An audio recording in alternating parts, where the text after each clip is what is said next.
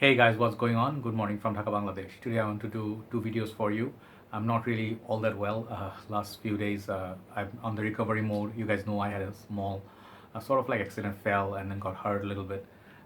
Since then the pain, it's a bit painful, but I can move around. I'm better. And another thing is I just am a little bit, I think, mentally down, so I'm not really active that much. I mean, my great brothers, they're running my group really well. They're really active, but I am usually sleeping throughout the whole day. So I'm sorry about that if I sound a little bit down today, but I wanted to continue my video. All right. So I want to do two.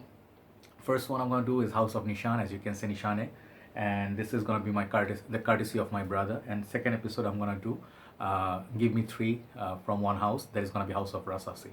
So that's going to be interesting. So let's hit the Nishane fragrance house.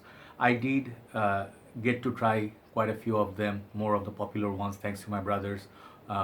Like from time to time, Anis bhai, there was Dr. Jeffrey, and then also now Ali bhai lent me a lot of bottles. So I actually do not have that many ways to sample these because Nishane doesn't have samples anywhere. No one really brings samples. So you have to blind buy, which I don't want to do, but thankfully I can review them. So thanks to Ali bhai for the courtesy, and he bought this perfume blind buy obviously and allowed me to review this. So this is the fragrance I'm going to be reviewing. I believe there's only one review of this on YouTube. That is Steven who did it, and Vein and Knife. So this was launched in 2018. There are a few parts I'm gonna skip. That is the story. There's a story behind the series. They have B612, I forgot the name. That one, Nishan Colonies, and this one in the series, as I learned from Steven's review. You can definitely check his review and learn about the history. I think I'm more into the fragrance itself because I do not really find, like the stories are great, but I'm more into just the perfume.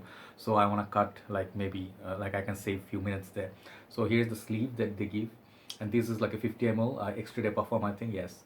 And that's how that looks at the side. Nice little designing going on. I really like the packaging.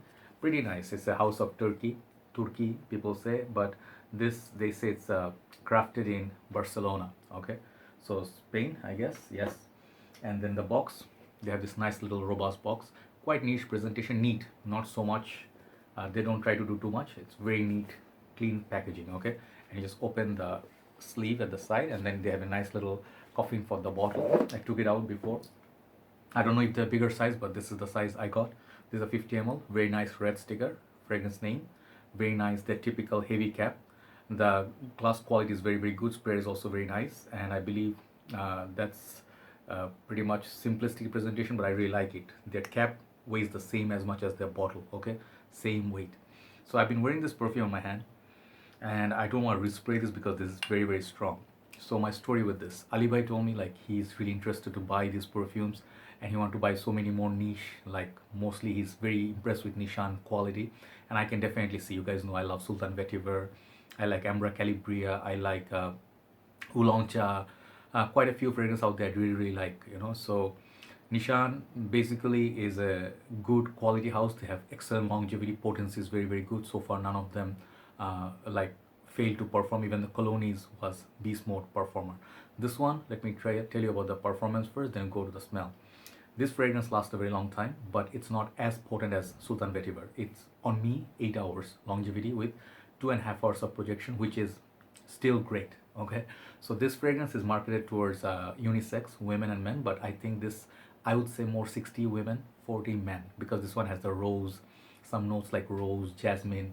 I think there is a plum, there is raspberry. There are quite interesting few notes like oranges, musk, sandalwood. So if you smell this perfume, what you're gonna get is this fragrance. I took a little bit time. I was not being able to understand. It's kind of like not those typical fragrance you can pick up notes when you smell it. I smell something sweet and kind of like a simplistic smell when I smell it for the first time. So it was not like Sultan Vetiver, like wow, like it did not blow me away. So I wanted to see if I love it or like it, or it's just okay. I liked it initially, but it did not blow me away like the few other Nishanes. Okay, and it's not something that got me sick also like Hachiva I cannot stand.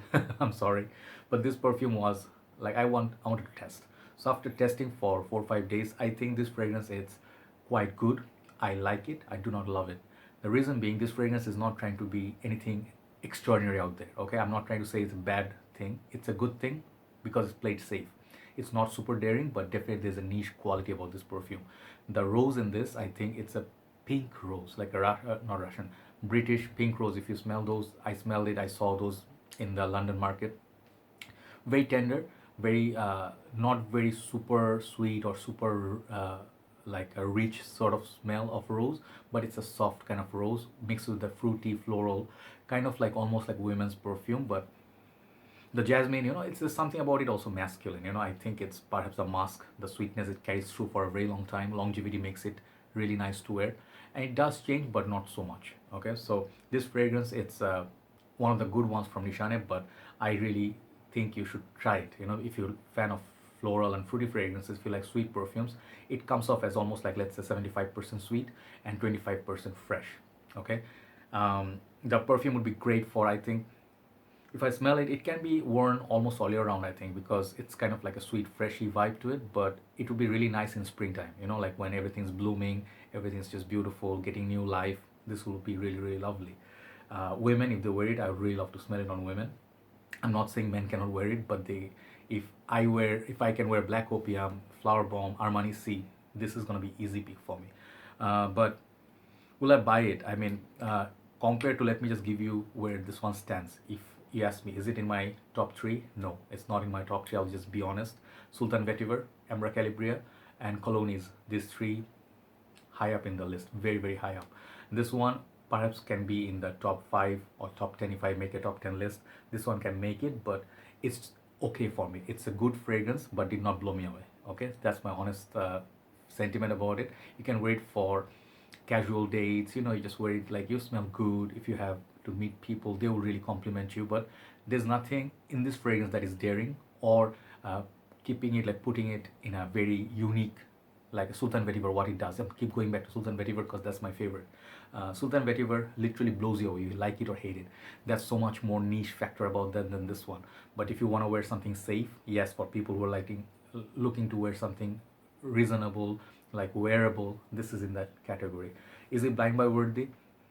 I mean, yeah, sure. If you like sweet, fruity, plum, like raspberry, a little bit of orangey smell, it has a little bit of that, but it does a little bit different than what designers do. So it's somewhere right between designer and niche. That's what I feel. So this is a good, solid release. This fragrance, how much I would give it for performance?